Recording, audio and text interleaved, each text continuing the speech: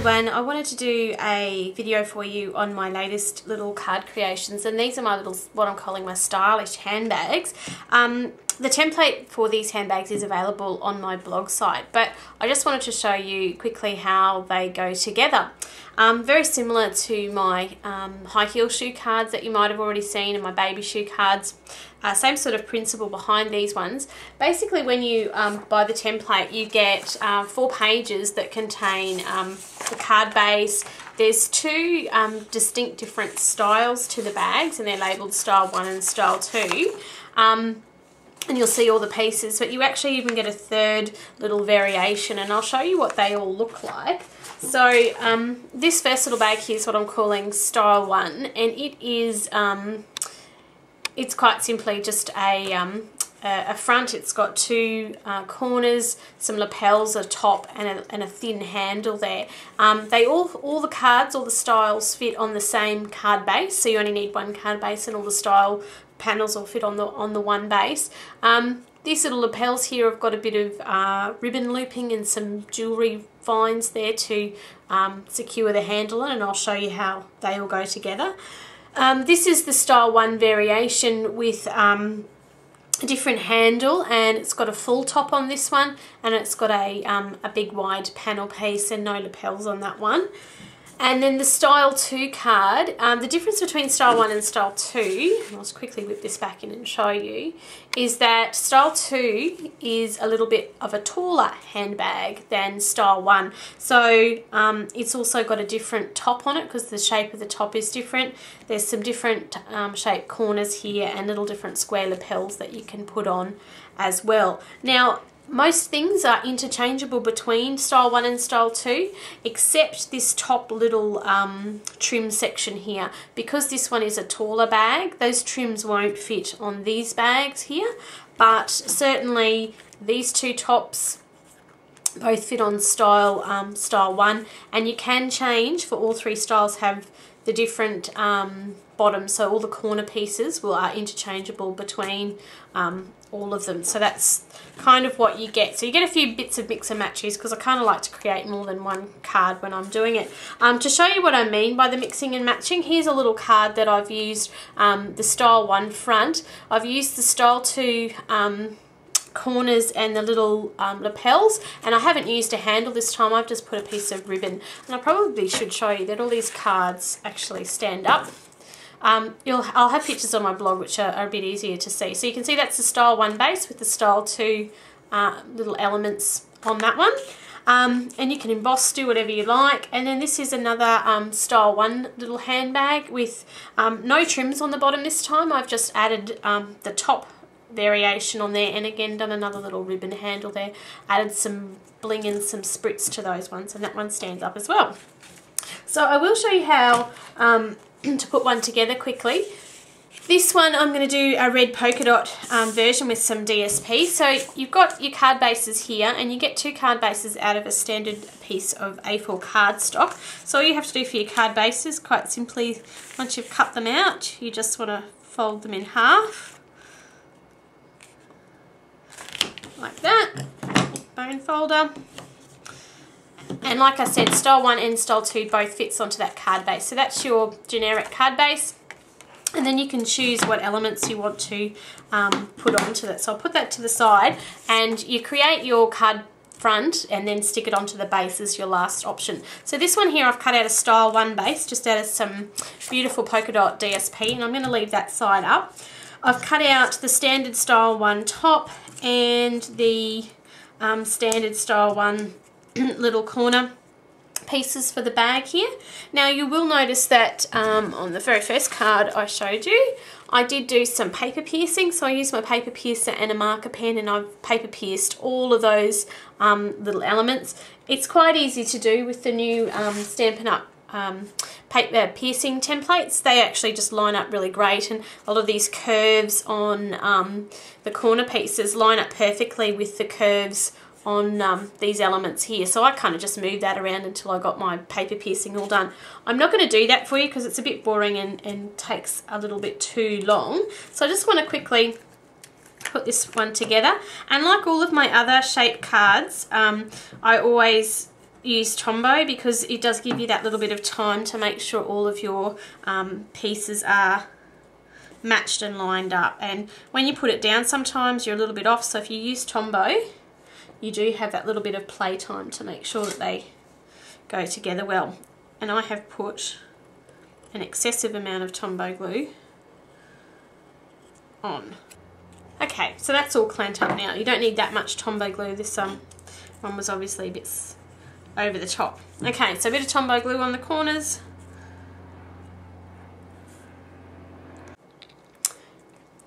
So putting those corners on, there's one thing that you do have to watch and be careful of, guys, is that there is a left and a right corner that will fit, even though I've tried to make them as symmetrical as I can. I have given you a left and right corner just to make sure that it is absolutely perfect for you.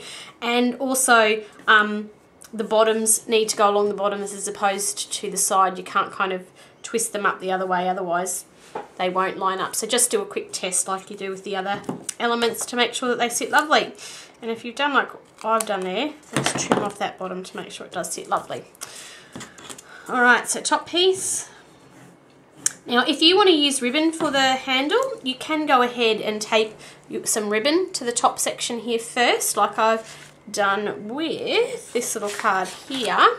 I put the ribbon between that top panel and the card front, so you can go ahead and put ribbon between these little top panels, and that way from the back it will hide. You don't have any yucky ribbon sort of sitting at the back of the card, so that's a good tip. Now with your handle, this time for this card I've actually used Style 2's handle, which I'll bring back in and show you. Sorry guys, should have these handier. Style 2's handle is a little bit thicker than Style 1, so I'm going to use this time just for something a little bit different. But like I said, you can mix and match the pieces however you want. That's the Style 1 handle there. I'm going to use the Style 1 little lapels though. The two things I wanted to show you with this one, I guess, is that when I'm putting the handles and little lapels on my card, I always assemble the lapels and the handle together and then stick them onto the card front. So what do I mean by that? Well, what I mean is I'm just going to put my lapels on the desktop. I'm going to put a little bit of glue on the back side of my Style 2 handle, and I flip it over, and I'm going to stick it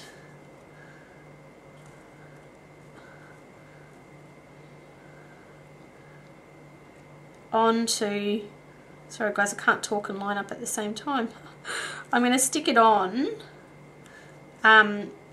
so that the lapels are in the center of the handle there. Let me take you in a little bit and show you what I'm doing here. And I'm kind of cheating. Well, I'm not cheating. I'm using my Stampin' Up! Grid paper, which is a good thing. So that, see the tops of those lapels are lined up with a line on that grid paper, and then I've sort of stuck my handle down so I know that my lapels are nice and even and straight, and my handle goes from side to side in the middle. Excuse me. Now, when I originally did design these handbags, they were designed so that the bottom edges of the handle gets turned under, and you'll see in this example here they're turned under and then there's string threaded behind them. And the same with style number 1, the bottom ends of those handles are turned up to the back, and I'll show you how to do that as an aside so that you do know what I'm talking about, because you might be scratching your head wondering what is she on about turning it up. I'll show you. But just for this one, I'm not going to use the little bit of string or ribbon between the lapel and the handle. I'm just going to pop the handle straight on the lapel, and I'm going to put two little white brads, which I have got out. Of course I can't find them now. I'm going to put just two little white brads to join them.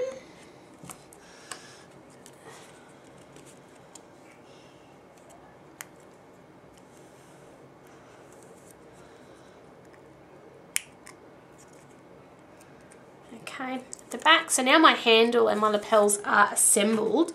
I'll bring my card base back in, and I'll put this, attach this to my card front like that. And so I want them about there. Oh, that looks so cute. Again, I use a bit of Tombow glue in the center, so it gives you a little bit of time. Let me see, how far up is that going to go? Yep, so I can put a little bit of glue there and there. So what I did, guys, I sort of did it the glue side up so I could see how much space I've got for gluing my handle down a little bit, because you just want a little bit of glue behind there as well so it doesn't break off. Okay, so I'm happy with that. I'm going to turn it over. I'm going to turn it sideways so I can see what I'm doing. And I'm going to put my handles on about there. I think that looks good. It probably would look better with a little bit of white stitching. But you get the drift, guys. You can play with it as much as you like. You can add and take away elements and embellishments as much as you like to make your cards as personal and unique as you like. So once you've got them to that stage there, I'll bring back in the card base here. And again, when you're attaching the card front to the base, you want to put the glue onto the card base. You don't want to put it on the card front because you don't want yucky glue sort of sitting up above the the back of the card. So I just put it onto the card base, take my front and